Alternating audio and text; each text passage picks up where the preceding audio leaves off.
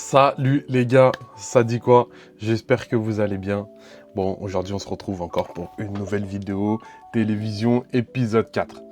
Aujourd'hui, vidéo un petit peu spéciale parce que j'ai décidé de vous parler de Kindra, la marque de vêtements de sport qu'on est en train de créer avec mon associé Alex, mon pote, mon ami d'enfance. Et du coup, je vais vous raconter un peu comment ça s'est passé, comment la construction s'est passée, comment toute cette année s'est déroulée pour moi. Je vais vous raconter vraiment ma point of view. Parce qu'on fera une vidéo avec Alex et il vous racontera un petit peu plus comment lui il a vécu tout ça. Mais en tout cas, voilà. Moi, aujourd'hui, je voulais vraiment faire cette vidéo pour que vous rendiez un peu compte de comment ça se passe, la création d'une marque de vêtements, avec les hauts, les bas. À savoir qu'on n'a pas encore commercialisé, mais ça arrive très bientôt, dimanche. Là, ce dimanche, aujourd'hui, finalement. Premier post de la marque sur Instagram, TikTok. Enfin bref, je vous laisserai aller checker tout ça. Vous abonner, donner de la force. Ça fait plaisir. Sans plus attendre, comment Kindra a commencé. Bon, alors comment on en est venu à créer cette marque de vêtements? Moi, il y a 1 an et demi, bientôt 2 ans, j'étais en Suisse. Ça faisait déjà 2 ans et demi du coup que j'étais en Suisse. J'avais décidé de partir là-bas parce que je voulais découvrir l'Eldorado dont on parlait, voir si c'était vraiment ça. Et puis même à côté de ça, moi ça faisait déjà des années que je m'étais dit un jour il faut que j'aille en Suisse. Je veux aller voir ce qui se passe là-bas. Il s'avère qu'un pote un jour me dit, il m'appelle, il me dit ouais, il y a un président d'un club de rugby en Suisse qui me propose de venir, machin. Il m'en parle à moi je lui en avais déjà parlé de mon désir d'aller en Suisse. Et du coup, bah, je lui ai dit gros, viens, on y va, on fonce direct, bam! Sans plus attendre, on prend la voiture, tac, on y va, on fait notre petit truc, bref.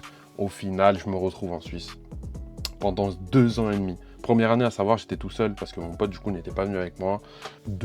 3 mois sans taf, c'était chaud. Je commençais à me poser des questions de qu'est-ce que je faisais là-bas. Bref, au final, 2 ans et demi se passent avec des hauts, des bas, beaucoup de bas, mais on en retient des bons souvenirs, beaucoup de rigolades. Et 7-8 mois avant que je revienne en France, je commence à me poser la question de qu'est-ce que je veux faire. Parce que je ne voulais plus travailler, je ne voulais plus travailler pour quelqu'un, je voulais créer un projet, quelque chose à moi qui me ressemblait, quelque chose que je voulais vraiment bâtir de mes propres mains. Quelque chose qui allait me permettre un jour de pouvoir me retourner et dire ok, j'ai créé ça, tu vois, c'est incroyable, j'ai fait tout ça de moi-même.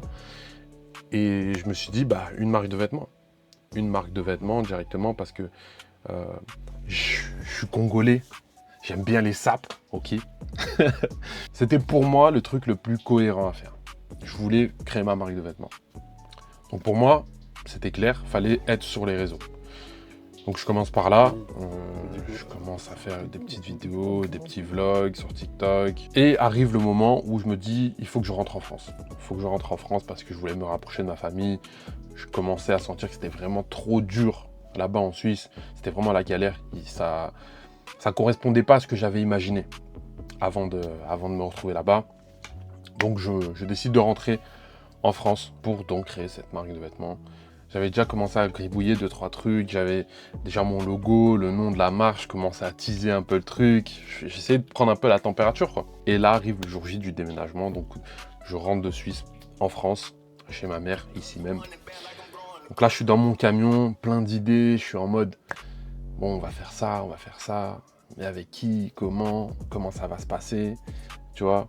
Quand je dis on, là, j'étais à ce moment-là précis, dans le camion, je suis vraiment plein de gamberges et je suis tout seul, tu vois. Il y a que moi dans le projet, j'ai plein de questions. Je suis dans le camion, Thomas, mon pote, pourra en témoigner. Thomas, le gars avec qui je suis parti en Suisse, qui m'a appelé, machin. Je suis dans le camion comme ça. Et là, Alex m'appelle. Alex. Bonjour. Associé, que vous verrez dans les vidéos, dont on en parlait là aussi aujourd'hui. Il m'appelle. Petite précision, c'est un frérot, hein, Alex, mais on se parle à ce moment-là, je veux dire c'est la famille, mais on se parle pas H24. Donc quand je vois son appel, je suis en mode, ok, je réponds. J'avais pensé à lui en tant qu'associé, parce qu'il est artiste, il fait du tatou, enfin il a cette âme créative. Et je me disais, Alex, ça peut être une bonne idée, tu vois. Mais je lui en avais pas parlé, hein. Je lui en avais pas encore parlé. Et là, je reçois son appel. Je me dis, attends, c'est dingue quand même, pourquoi il m'appelle à ce moment-là? Je suis dans le camion, ok, pour rentrer chez moi, avec les projets en tête.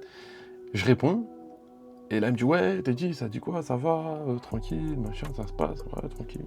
Je suis en train de rentrer, là, déménagement, tout ça. Il me dit, ah, ok, ok. Ah, mes frères m'ont dit, tu voulais créer une marque de vêtements, là. Je dis, non, c'est, ouais, carrément, ouais, c'est ça, ouais. Et là, il me dit, ah ouais, parce que moi aussi, j'avais ça, j'avais cette idée en tête, machin, taille. Je dis, mais non, Alex, arrête de mentir. Il me dit, mais si, je te jure, machin. Je dis, gros, tu sais que j'avais pensé à toi, et ça, je l'avais dit à personne. J'avais pensé à toi, qu'on se mette tous les deux, qu'on fasse un truc. Et là, il me dit, ok, bah vas-y, go. On se capte, on voit ça, et let's go. Je raccroche. Je regarde Thomas. Je dis, non, c'est incroyable. Le destin est dingue. Et voilà comment a commencé tout ça. Donc on se rejoint. Enfin, je fais mon déménagement, tout ça. 2-3 jours, une semaine après, on se voit. Je lui montre un peu les croquis que j'avais fait.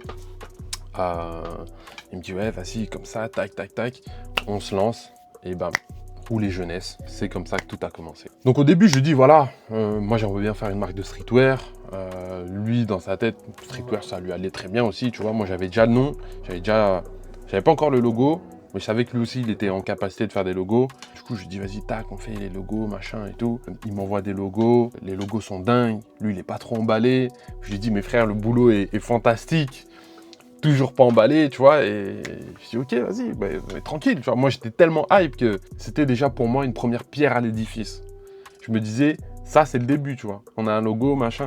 Faut savoir qu'on part de rien. Moi, mis à part un BTS, négociation, relation client, le marketing de la vraie vie, les réseaux, tout ça, j'ai appris ça sur le tas, tu vois. On a voulu se faire nous-mêmes, se forger comme ça, et on n'a jamais eu de mentor ou quoi. Enfin, on s'est formé comme ça, tu vois. Et là, je me dis, quand tu crées une entreprise, c'est quand même bien, je pense, d'apprendre d'autres personnes. Tu peux être autodidacte, bien évidemment. Mais quand tu veux atteindre un objectif, il y a d'autres personnes qui ont déjà atteint cet objectif. Il y a d'autres personnes qui ont fait les choses avant toi. T'as beau être autodidacte, personne n'a la science infuse, ça fonctionne pas, c'est pas comme ça. Tu vois, tu peux être bon dans ce que tu fais, mais tu peux toujours apprendre de ceux qui ont fait avant toi. Donc là, je suis un peu sur YouTube, je me balade, j'essaie de me documenter un max, tout en avançant. Parce que c'est bien de se documenter, mais il faut avancer quand même. En même temps, je documente aussi un peu tout ça sur Instagram.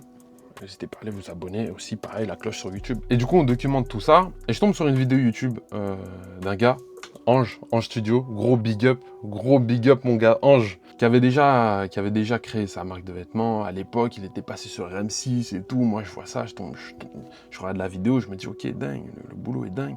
Il avait déjà collaboré avec des artistes, machin. Je me dis, ok, j'aime bien la vibe, j'aime bien son énergie, on va le contacter. Je montre ça à Alex, normal. Je dis, ce gars-là, il va nous aider. Voir si tout est carré, tu vois. On prend l'appel, tac, on se présente. Donc voilà, moi, Teddy, 27 ans, je fais du sport à haut niveau pendant quelques années. J'ai toujours fait du sport dans ma vie. Et aujourd'hui, voilà, on veut créer notre marque. On a notre logo, machin, on lui explique tout ça. Mais on n'avait pas cette flamme intérieure qui faisait, on n'avait pas ce sentiment que rien ne pouvait nous arrêter. Donc on se présente, Alex pareil, il fait sa présentation, il fera sa présentation dans une autre vidéo, là c'est ma pauvre, lui il fera sa pauvre, on fera la vidéo ensemble. Bref, et là, Ange nous dit, les gars, franchement c'est solide ce que vous faites, mais c'est pas cohérent. Et là on se regarde avec Alex. Comment c'est pas cohérent? Genre on t'explique, machin et tout. En plus, il nous dit, ouais, ça sent, vous êtes mature, vous avez quel âge, les gars, machin. Je me rappellerai toujours de cet appel, franchement, je me rappellerai. Et on est en mode, ok, c'est pas cohérent, mais pourquoi? Et là, il nous dit un truc, c'est tout bête, hein, c'est ça qui a été le tournant. Il dit, mais les gars, toute votre vie, elle tourne autour du sport. Toute votre vie, vous avez fait du sport. Ce qui vous anime aujourd'hui, c'est le sport. Et là, du coup, moi, je suis en mode, attends, là, ça fait genre 2 mois qu'on travaille sur un truc, sur un projet, et on va faire un retour à 180. Il veut vraiment qu'on fasse ça. Et au final, ça a été la meilleure décision qu'on ait pu prendre parce que aujourd'hui, on est là avec Indra. Et du coup, à partir de ce moment-là, eh ben, toujours les mêmes. On a tout retravaillé. On avait mis 2-3 mois à structurer un peu tout ça, le logo, trouver la DA, etc. Mais il y avait un peu toujours cette galère. Et là, effectivement, une fois qu'il y a eu de la cohérence dans nos idées et dans notre projet, et surtout de la cohérence entre notre projet et nous-mêmes, qui on est vraiment, ça a coulé tout seul.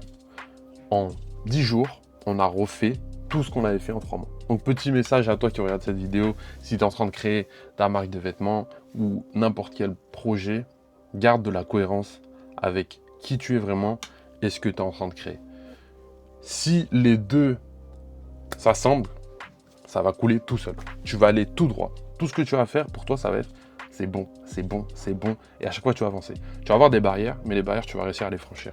Si c'est en cohérence avec toi-même, c'est trop facile. Et donc après ça, voilà, il m'a fallu une journée et 2 jours pour me dire, oula, va falloir tout refaire. Et après, c'était bon, on est allé tout droit. Donc du coup, là, ça va faire dans 8 jours, ça fera 1 an. Ça fera 1 an qu'on a créé l'entreprise. On crée l'entreprise directement. Voilà, on se dit, on veut faire les choses correctement. On ne veut pas créer une petite marque indé, on veut créer une entreprise. Parce que du coup, à partir de ce moment-là, on avait plein de choses en tête qui verront le jour plus tard, on espère. Vraiment le bien-être intérieur plus que le sport. Le bien-être mental, le bien-être physique, ça s'accorde. Et pour nous, c'est super important. Donc, il y aura plein de projets qui verront le jour, on en est certain. Bref, on crée l'entreprise et là, on commence à démarcher des usines. La partie la plus compliquée, la partie qui fait le plus peur en général quand tu veux créer une marque de vêtements. Nous, on a eu une chance, c'est que Ange, vraiment gros big up à Ange, nous donne un contact d'une personne. Son job, c'était de mettre en relation des usines et des créateurs. Il a plusieurs adresses d'usines, donc il prend ton projet, il voit avec quelle usine ça peut aller, machin, on passe avec cette personne. Malheureusement, cette personne nous a tout décalé. On prend des mois et des mois de retard. À chaque fois, on avait une date qui était donnée. Il y avait 2 semaines avant qu'on ait une réponse quand on lui envoyait un message. Les délais n'étaient pas respectés. 2 mois, 3 mois, 4 mois. On a pris en tout 6, 7 mois de retard. Voilà. La première année, nous, on avait commencé en août réellement la création de l'entreprise. On voulait sortir notre première collection en décembre 2025. Okay. Et il s'avère que non, pas du tout. Donc on arrive en décembre. Ça a vraiment été le premier coup dur. Le début, ça a été vraiment très compliqué. On s'est dit, mais c'est si compliqué que ça. Parce que quand tu es sur les réseaux, tu ouvres Instagram le matin, une marque indé qui pop. Tu ouvres Instagram l'après-midi, 2 marques indé qui pop. Tu ouvres le soir, 3, 4, bam, tu vois, ça défile. Et nous, on est là en mode, wesh, qu'est-ce qui se passe? Et en plus, je documente tout ça, tu vois. Albert, donc les gens sont en mode, mais c'est si dur que ça ou c'est juste des clowns? Et du coup, tu vois, on se remet beaucoup en question. Et donc, au bout de 8 mois, là, ce début d'année 2025, on prend une décision et on se dit, on va arrêter de travailler avec cette personne-là, même si on avait reçu déjà pas mal de prototypes. On était à 9 prototypes. Tu vois, déjà, ça, c'était des décisions qui nous ont fait perdre pas mal d'argent parce qu'on aurait dû se concentrer sur un peu moins de quantité et plus de qualité. Donc c'est-à-dire faire peut-être 2 prototypes sur 2 vêtements, sélectionner notre premier drop, mettre tout dans l'ordre, se dire ok, on va sortir un ensemble pour le début, donc on va faire un prototype de cet ensemble-là, le refaire si ça va pas, et encore et encore. Là, on a pris 9 prototypes directement, on s'est fait une grosse collection directe, on a reçu le vêtement, on était trop contents, mais il y a plein de choses à changer. Et petit à petit, du coup, on a réduit, et du coup, on s'est retrouvé à un ensemble simplement. D'ailleurs, si t'es pas abonné, tu veux pas rater tout ça, c'est juste là. Lien aussi dans la description. Et donc, on prend la décision de trouver notre propre usine. Donc là, ça a été encore un autre job, mais ça a été beaucoup plus rapide. On se met sur Alibaba, enfin Alex se met sur Alibaba, il cherche tout ça, il trouve une usine incroyable. On se dit, vas-y, let's go, on les contacte. Pas de réponse. C'est pas grave, on trouve une autre usine. Bam, on les contacte, et là, on se dit, ça a l'air d'être pas mal. Tu vois, le feeling passe bien. Ça répond du tac au tac, ça a l'air d'être carré. Et du coup, on part là-dessus. Et on se retrouve aujourd'hui avec les bons produits qui vont bien, dont on est super content. On fait enfin nos premiers shootings il y a 2 semaines là, et c'était juste incroyable. Et tout ça pour dire que on a énormément galéré. Ça fait seulement 1 an. On n'a même pas encore commercialisé. Mais pour ma part, je me rends compte que, et je conscientise, et c'est réel, que le parcours, il est plus important que la finalité, en vrai de vrai. On s'épanouit tellement, on apprend tellement de choses. Là, hier, je passais toute la journée à travailler dessus. Là, aujourd'hui encore, je vais faire pareil. On s'épanouit complètement dans quelque chose qui nous ressemble, qu'on a choisi de construire, surtout. Donc voilà. Bon, les gars, c'était la vidéo un peu émotion. C'était un petit récap. Je ne suis pas énormément rentré dans les détails, parce que sinon la vidéo elle durerait des heures. Mais il y en aura des vraies vidéos comme ça sur du long. On vous préparera des podcasts, tout ça. Il y a plein de choses qui vont arriver. En tout cas, vous êtes énormément déjà à me soutenir sur YouTube, Insta, TikTok. Même si c'est pas des millions, moi ça me régale, ça fait déjà énorme. Et on n'oubliera pas ceux qui étaient là au début. Bref, les gars, prenez soin de vous, de vos projets, de votre famille. Et on se dit à dimanche prochain. N'oubliez pas, premier post aujourd'hui, allez voir sur Instagram directement, bombardé de flammes. Et on se dit à très vite. Bisous. Sur les chaussures full black, ça t'a pull up ta grosse stand block. C'est ta bitch mais elle veut me faire des smacks. Elle veut le sac, elle veut qu'il coûte 3 plaques. Donc la plaque, même si je suis pas quarterback. Et elle ne fera